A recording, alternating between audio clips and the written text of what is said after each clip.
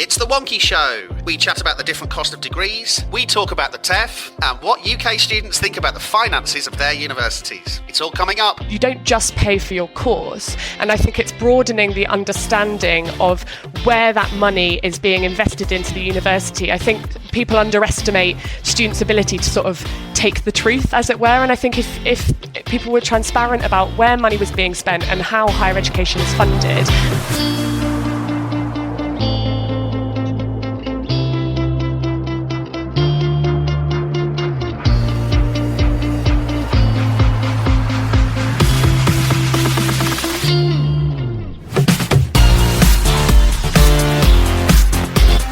Welcome to the Wonkhe Show, your directly into higher education policy, people and politics. Rachel is away this week, so unfortunately you've got me, Jim Dickinson, but don't worry, because here to climb the hit parade of higher education policy, as usual, we have three awesome guests. In Cheltenham, we have Andy Youell, higher education data specialist. Andy, your highlight of the week, please. I'm not sure how I feel about this, but it's my birthday in a couple of days' time, and it's quite a significant one. And you're not going to say which one? It's an important time when a man turns 30. It's statistically significant. In Bath, we have Eve Alcock, President of the University of Bath Students' Union. Eve, your highlight, please. I went to the cinema this week to see On the Basis of Sex about Ruth Bader Ginsburg, and it was phenomenal. Excellent. And in Wonkhe HQ this week, we have Wonkhe's editor, Debbie McVitty. Debbie, your highlight of the week, please. My highlight is yet to come because I'm looking forward to catching up with some old friends from my old job at the University of Bedfordshire, so that's going to be really fun. Fabulous. Right, this week we kick off with a new report from the Institute of Fiscal Studies, or IFS, called Where is the Money Going? Estimating Government Spending on Different University Degrees. The report finds that the current system of funding undergraduate education is unevenly spread, with the cost to government highest for subjects where graduates earn the least and lowest for subjects where they earn the most. Debbie, can you elaborate for us? So the origin of this question really was in the Office of National Statistics ruling before Christmas that the government write-off for student loans should be reflected in government accounts not as an asset but as an expenditure. So suddenly the cost of the system is coming under a great deal more scrutiny. So of course the next question is, well, where is the government spending most of its money, or the taxpayer? And the answer, which kind of everyone knows, but the IFS has sort of set out in some detail, is that of course the government is spending money on the courses that have the lowest salary returns, because given that most courses cost the same, the subsidy will come where graduates don't necessarily earn enough after graduation to repay the bulk of their loan. And the issue, as it's framed in the report, is that the government kind of lacks control of public spending because the system is driven by the choices of students, not all of whom, of course, will choose subjects that gain sufficient returns in government terms for government to be able to recoup the cost of their investment. There's some issues, of course, with this framing. One is that, of course, for students, I mean, the system is designed around student choice. That's really a feature of the system, not a bug. And it's hard to know what the alternative would be, because you end up saying things like, well, we have to constrain the numbers of students in degrees that don't necessarily pay sufficient salary returns. So you end up saying, well, only a small proportion of people can do creative arts because we don't think you're going to earn enough in the future to pay sufficient amount of taxes for us to be able to, for the whole system to be affordable, which becomes really, really problematic, because who do you say can do it and who do you say can't do it, and how do you stop universities from offering it, and so on and so forth. And of course, if you plan the system in that way, in a more central way, there's really important questions about whether you actually end up with the right mix of skills in the economy to meet future skills needs. And that is a genuinely legitimate question. We can't necessarily predict in 20 years' time what the skills needs are going to be. So student choice is quite an effective way, actually, of running a system. There's issues with the data in the sense that all of this is based on salary returns of graduates in the last 10 years. So we're predicting what the salary returns might be in the future on the basis of data from the past. And of course, given the speed at which the economy changes and which labour market changes, it's really questionable about whether you can make meaningful policy predictions on the basis that everything will be the same as it was in the last 20 years. And if you look at mega trends like automation and digitalisation and that sort of thing, it's not really kind of arguably reasonable to do that. And of course, the third issue is about university funding. And there's been a sort of flurry of reports in the area of cross-subsidy, which is a very wonkish thing, but it's genuinely quite interesting. So HEPI estimated last year that on UK student teaching as a whole, so covering all the different subjects, universities just about break even on that. So what's actually happening is that courses for which it costs slightly less to teach there's a little bit of subsidies going into the courses that cost slightly more to teach. So if someone's studying philosophy, some of their fees probably going to top up the cost of someone else who's studying engineering.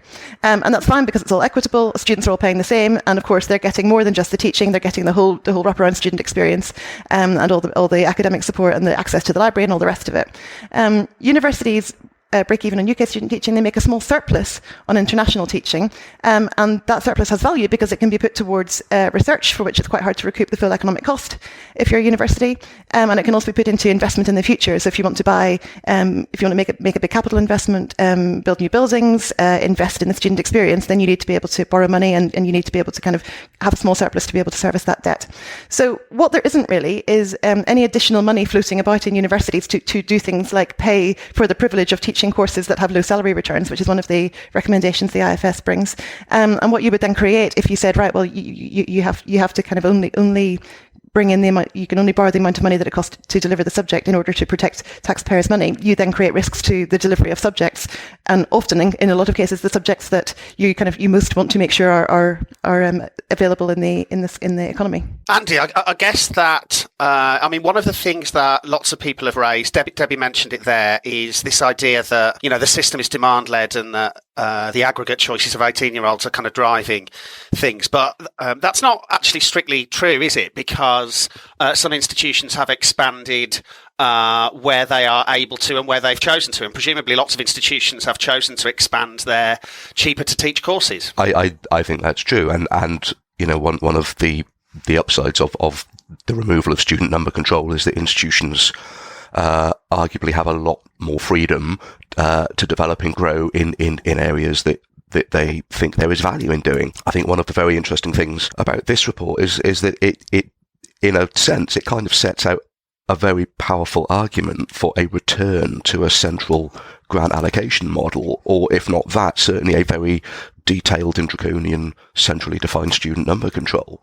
And, for many reasons in terms of the direction of other HE policy, I think that would be very much going against the flow. So there's a real tension here, isn't there, in policy? The government wants to open up the market, give institutions more freedom, to grow and take off the control on student numbers.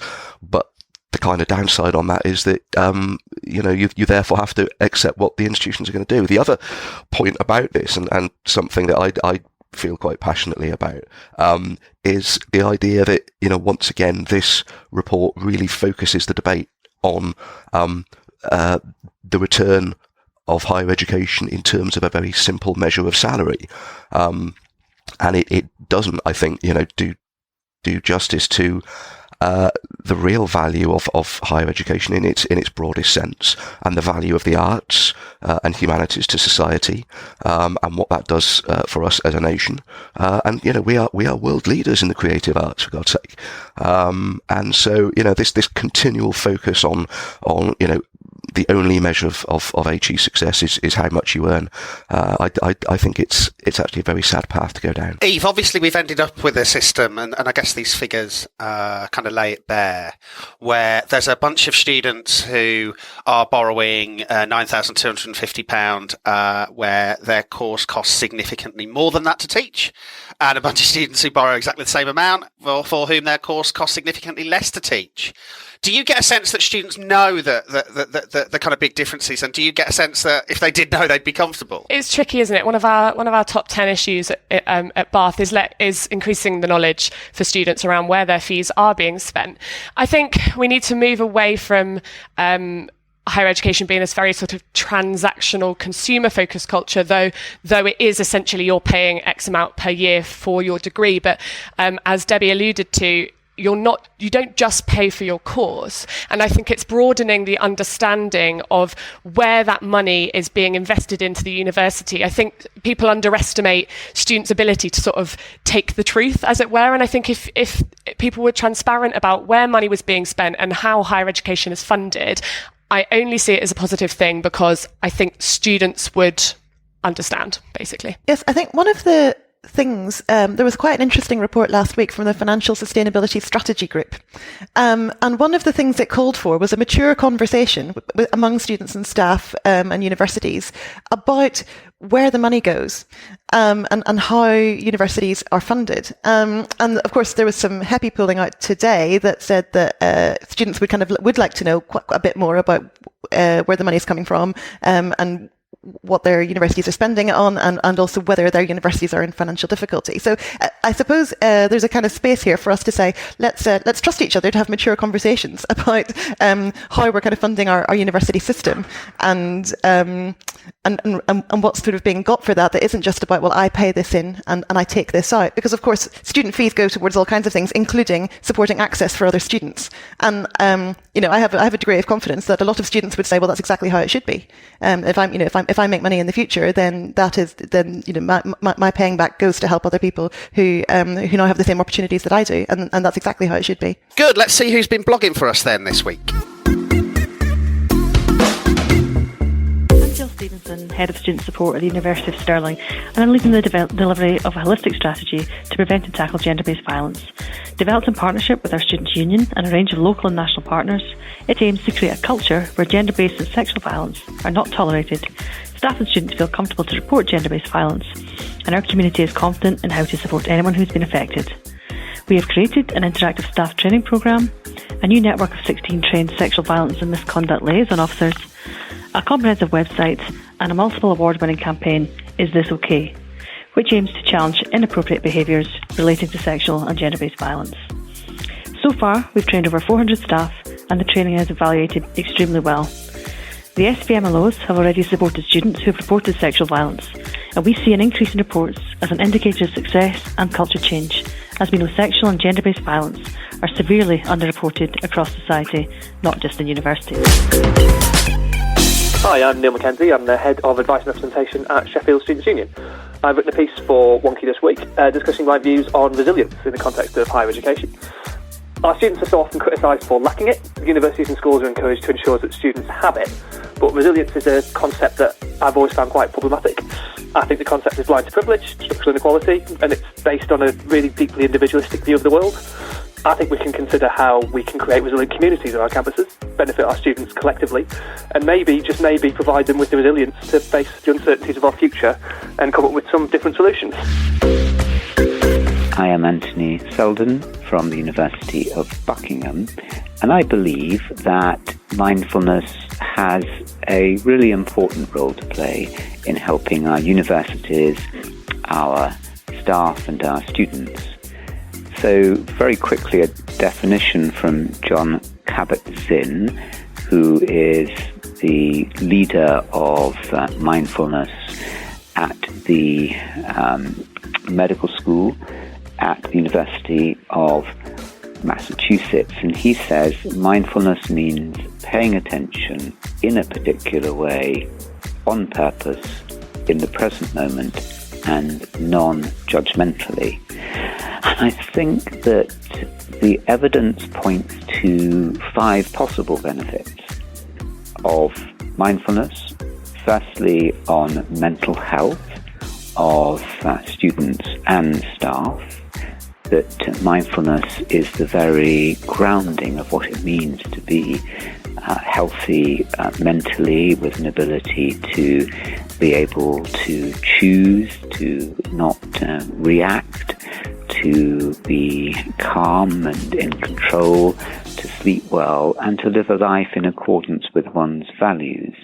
Now, next up, the Teaching Excellence and Student Outcomes Framework, or TEF, as it is. It says here, fondly known. I don't know what Rachel was thinking when she was writing this. The 1st of March was the deadline for submission to the independent review of the TEF, led by Dame Shirley Pearce. And following on from this, we've seen this week a number of interesting comments and interventions as people have sought to publicise their own response. Andy, tell us more. So if you're listening to this podcast, you know what the TEF is, and you will know a lot of the background to it.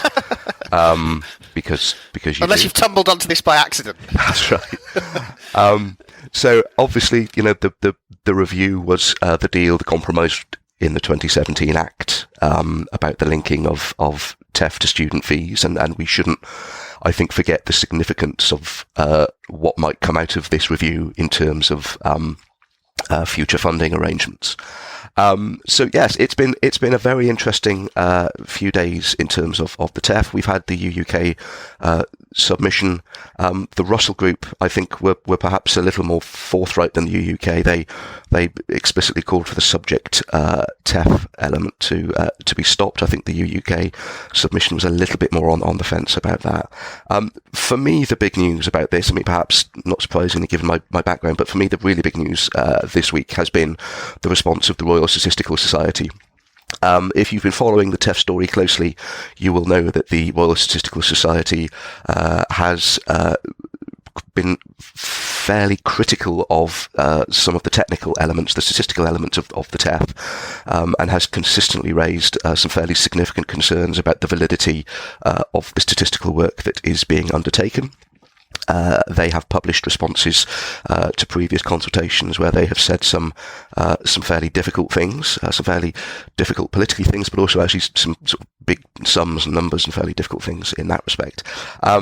What they have done this week, I think, is in some ways a bit of a game changer. They have made a response to the 1st of March deadline to the Pierce review, and they have published that. They have reiterated many of their concerns, but what they have also done this week is they have called for the Director General of the UK Statistics Authority, the regulator of official statistics, to take a view on the validity of the statistics in the TEF or not.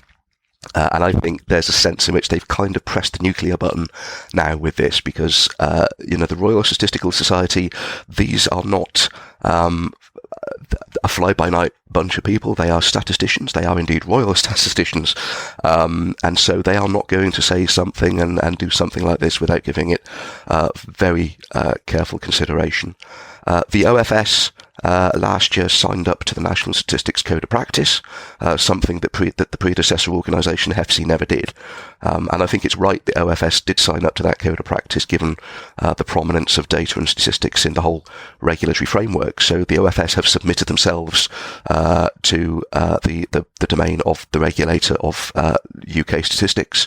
Andy, there's a bit of a hostage to fortune situation here, but can you give us a sense of some of the things they're actually critiquing? So is it the way the data's collected or the behaviours it generates? I mean, what's their beef?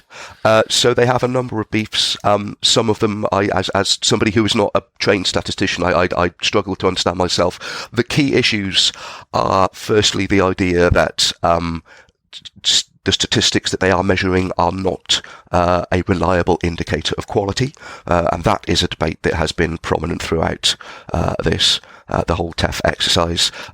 There are issues about the extent to which the way it has been set up, it is open to gaming, and I think there is an issue there. The more technical issues are around sample sizes and the extent to which, with larger sample sizes, larger amounts of data for larger institutions, you are more likely to get false results, false positive results in some of the indicators. I would suggest googling a few scholarly articles on some of this. They are all valid statistical points, and I guess for me the key thing is it's actually not what is being said, but it's who's saying it. Debbie, the thing about this is, sure, TEF uses proxies, and sure, it's open to gaming, but isn't that just what happens when you use metrics in education? So isn't there a danger here? I'm not saying this is a miserable danger from everyone's point of view, but isn't there a danger here that actually what they're doing isn't really critiquing TEF? They're kind of critiquing almost the entirety of Michael Barber's career. I think it comes back to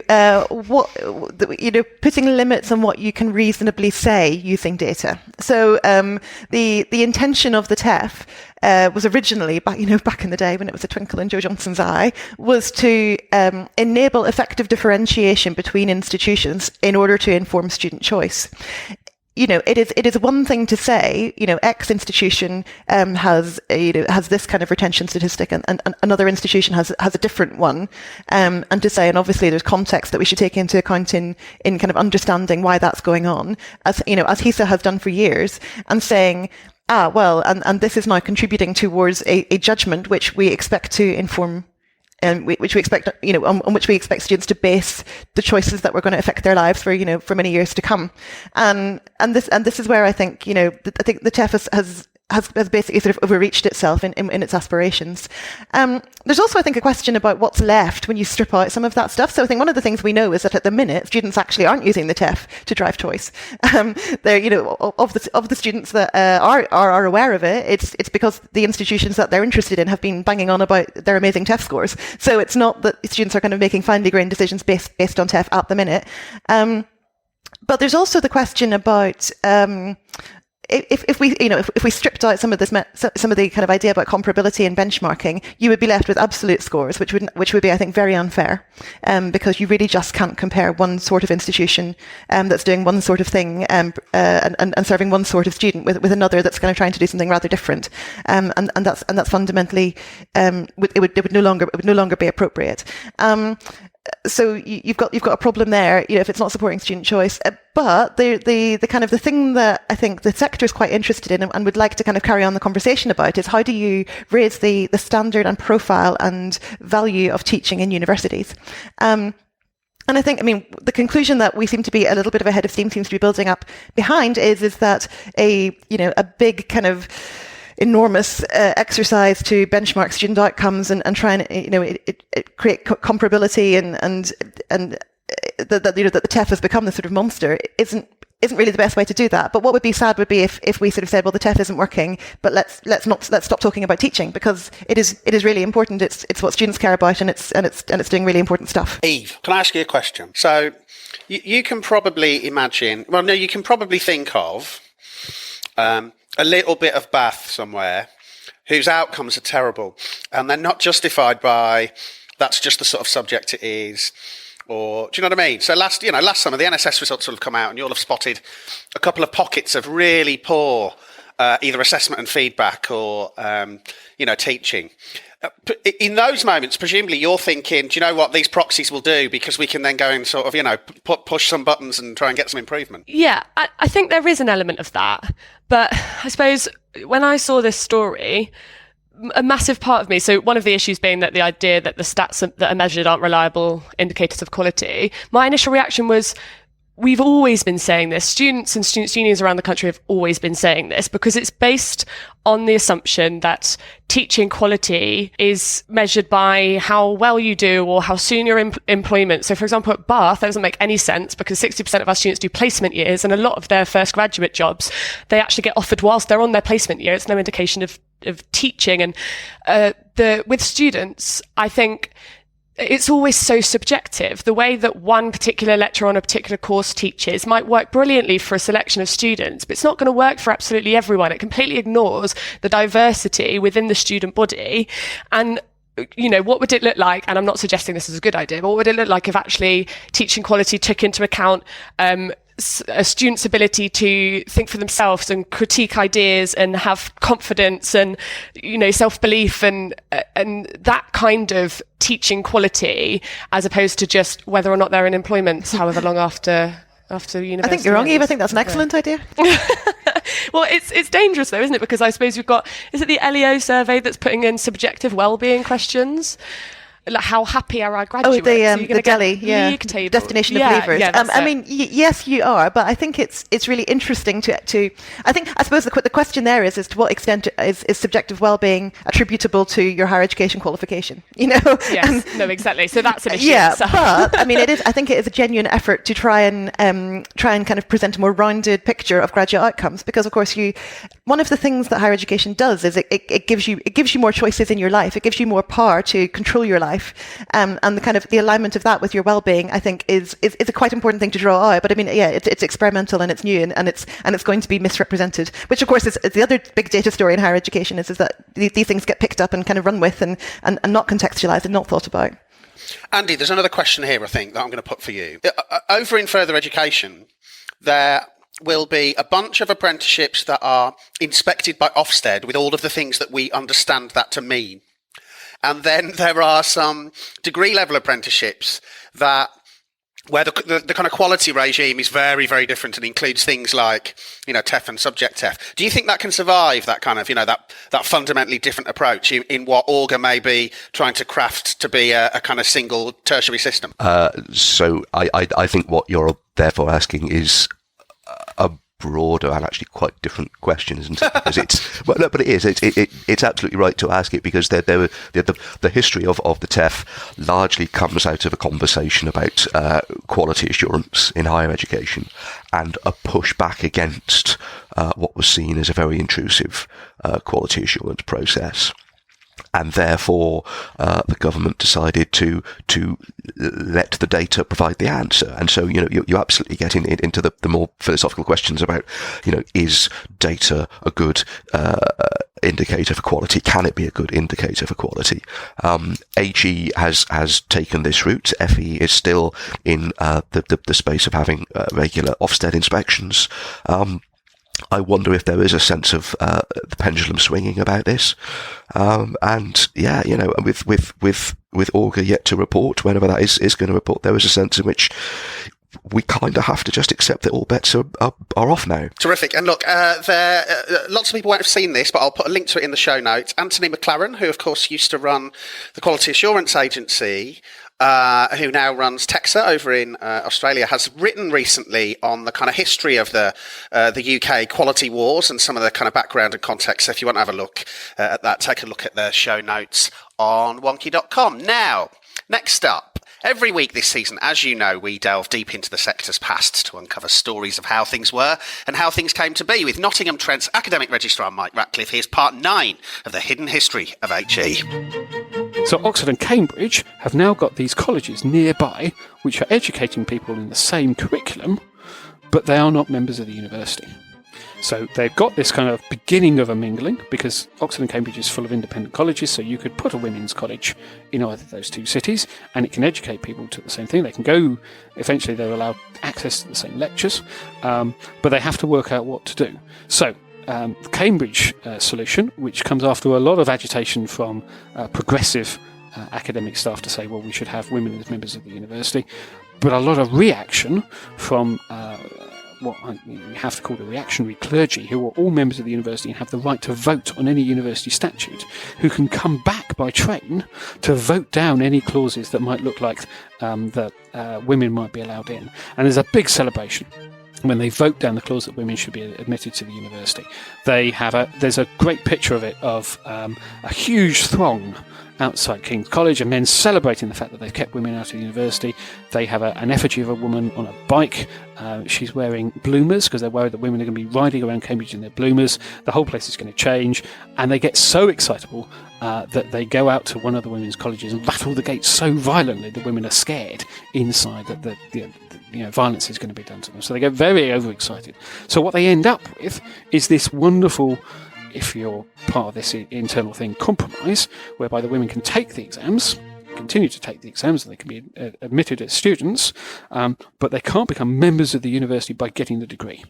So they get to know how well they did in the exam, but they don't get the BA or MA degree, and they're not allowed to do that. Now, unfortunately, because Cambridge has this big reaction against it, they don't try during the interwar years to overturn it, or that it gets put back. So it's only in 1948 that the University of Cambridge admits its first woman graduate, who is an honorary graduate. That Queen Elizabeth is admitted as the first woman graduate of the University of Cambridge. So a huge amount of tussle about this. So Cambridge has a very strict list system in terms of its thing. So women knew that they were best in their year at the subject, but didn't get the degree. So obviously things are much, much better now. Everything is solved. There's no problems at all, and that's all fine. There's obviously a series of gradations about Oxford colleges becoming mixed, about the ability of women to become academic staff. So we better and better and better. But if you think how many, we're dealing with a generation that was alive in 1948. This is a generation that women could not graduate at one of our universities until after that point. Now, next up, the Higher Education Policy Institute, or HEPI as it's more widely known, has conducted research with over 1,000 full-time undergrads to find out what UK students think about the financial health of their university. Eve, tell us more. So, for brief context, the OFS have made it abundantly clear that they're not going to be like HEPI when it comes to helping institutions on the verge of bankruptcy. So, we've seen stories of lots of universities, well, not lots, but a few universities in trouble, but lots of stories about that in the news. And most recently, that I think it was the University of Surrey have opened an all-staff voluntary redundancy scheme due to the need to make, I think it's about £15 million of savings. So it's a hot topic, but this report outlines student views on it. So the report overall suggests that the general trend is students are sort of optimistically ignorant, should we say, of the financial stability of their own institutions, and that their views appear to directly contradict current policy on the topic. So some headline statistics: 83% of the students polled said that they're confident in their institution's financial position.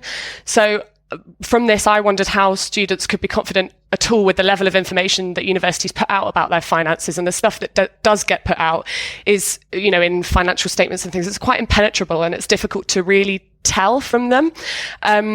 And from what the financial statements say, I'd say as a sabbatical officer, we see slightly different viewpoint, because we go into meetings and we're asking for funding on something, or we sit on finance committee, and things aren't as sort of shiny as perhaps the nicely bound financial statements might always suggest.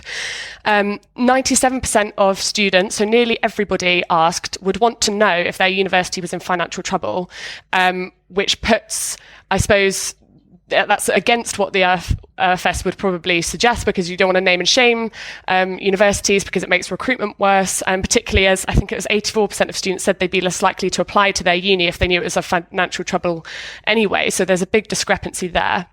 71% of the students believe that the government should step in if a university was in financial trouble. And again, that's what goes against what we're hearing from the OFS about their approach. So I suppose the question becomes, what should institutions do with this data, do about these findings?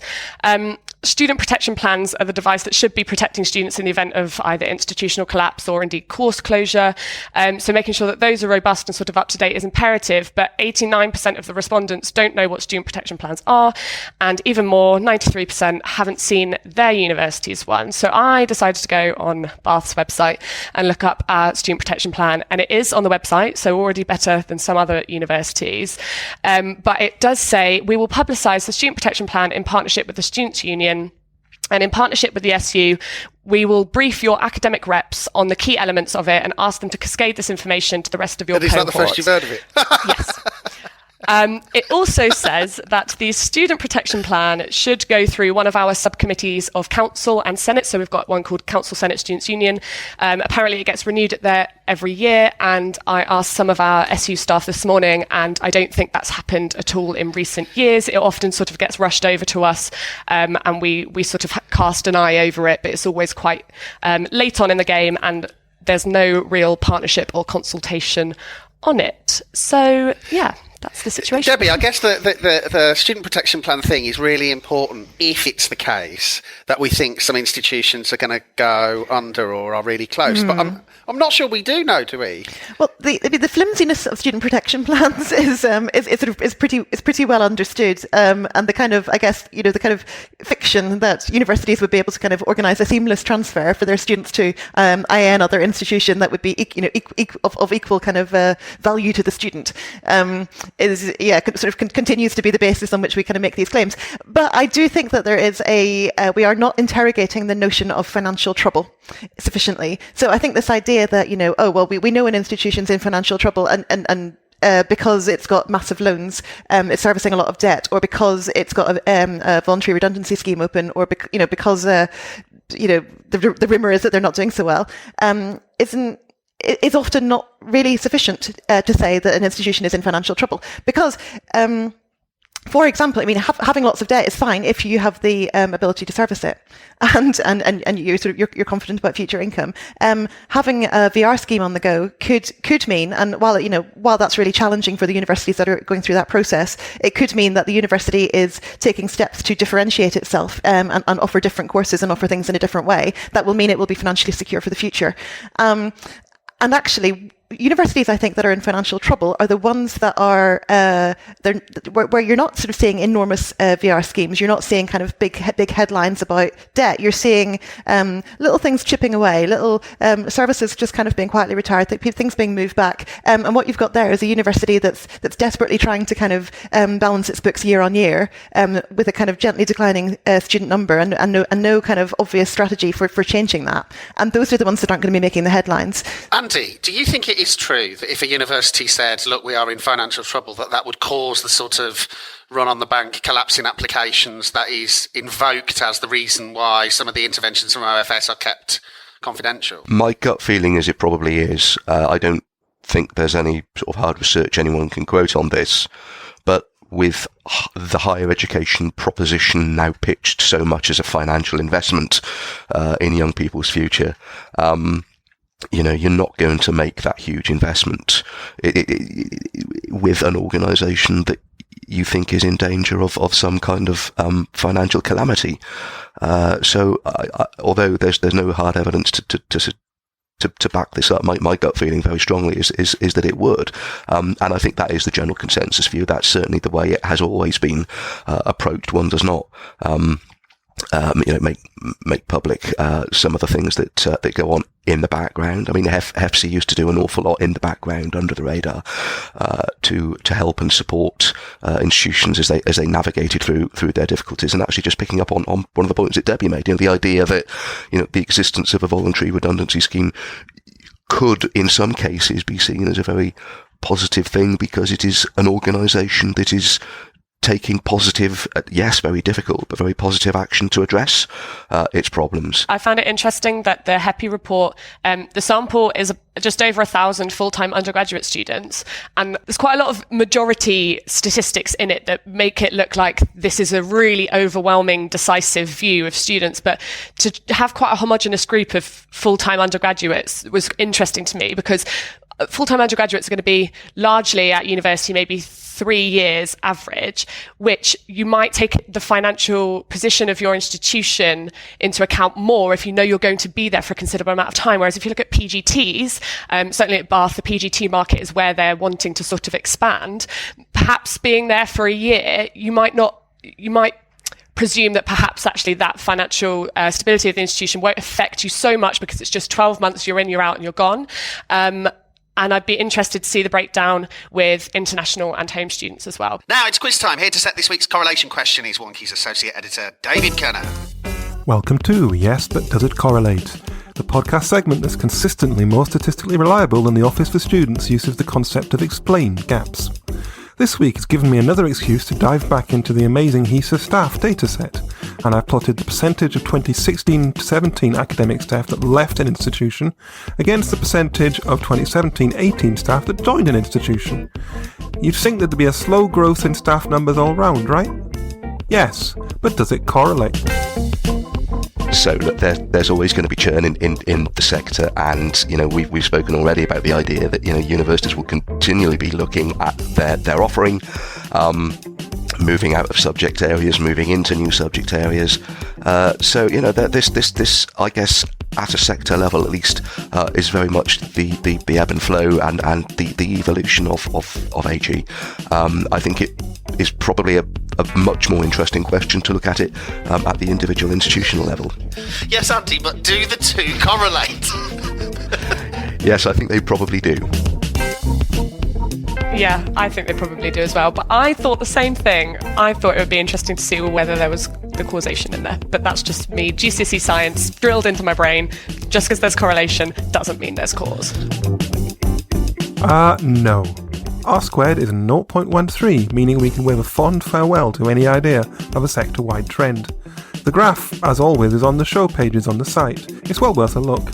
I've removed one anomaly where the data appears to be incorrect. As always, this is just the institutions included in the HESA dataset. Why the data doesn't exist? I've not plotted it. See you next time. And finally, a survey of almost 40,000 students from 140 universities conducted by the Insight Network, and they put a box of stuff in your halls for Dig In, shows a rise in students with mental illness, with 1/5 of students being diagnosed with a mental illness in 2018. Debbie, can you share a bit more of the survey? This is an enormous survey, and it's sort of it's amazing that we've not been able to kind of muster the resources kind of within the sector to run something like this. But the findings are that about 1/5 of students have a current mental health diagnosis, which means that they have been formally diagnosed by a medical professional with a mental health issue, predominantly anxiety or depression disorders, but of course, could be the full gamut of mental health issues. And 1/3 have experienced a serious psychological issue for which they felt they needed professional help. So that could be a sort of intermittent periods of poor mental health, and each of these issues can of course affect anybody in the population. The challenge here is the sheer scale. I think is quite. And of course, when mental health practitioners who work in universities, may not be surprised by these findings, but the sheer numbers of students kind of coping with mental health challenges is quite sort of surprising, I guess. Eve, one of the things that happened yesterday afternoon is a press release came in from DfE announcing a student mental health task force that Chris Skidmore was convening that is focused fairly tightly on transitions to university and so on and so on. Is that the answer? I don't think it's the answer. I think it's probably a welcome development, especially somewhere like Bath, where entrance grades can be very, very high. What you see is a lot of students feel they've gone from their sixth form college, where they've gone from being sort of big fish, small pond, very, very good academically, and then they come to university where suddenly everybody is very, very good academically, and you feel really average. And there's a real issue, I think, and I'm sure it's not exclusive to Bath, with perfectionism and not feeling comfortable with failure. But I think with mental health, there's two things here. There's the reactive side of what universities need to be doing to support people who are already suffering or already at crisis point, and that is, comes back to what I hear from students about counselling wait times and the fact that you only get 6 weeks of counselling and then you're sort of left on your own again. And then there's the proactive stuff, which is how are we creating an environment at university that facilitates positive mental health and well-being that is protective of getting to that crisis point. And unfortunately, no matter how much universities are trying to do the proactive and, let's have a mental health strategy, let's think long-term about this, let's create a good environment, that's brilliant. But the students that care deeply about this are often the ones that are either at crisis point themselves or are supporting students who are at that point. And you need to do the proactive and the reactive in tandem for students to start feeling like their institutions are taking this seriously. Good, so that's about it for this week. Remember to delve deeper into anything we've discussed today. You'll find links in the show notes. Don't forget you can subscribe to the podcast automatically. Search for The Wonkhe Show via iTunes or your favourite Android podcast directory. Or you can find the feed you need on wonkhe.com/podcast. And if you fancy appearing as a guest on The Wonkhe Show, as Andy and Eve have done so expertly, do drop us an email on team@wonkhe.com and we'll be in touch. So thanks to Andy and to Eve, and of course to Debbie, everyone at Team Wonkhe for making it happen behind the scenes. And until next week, stay healthy.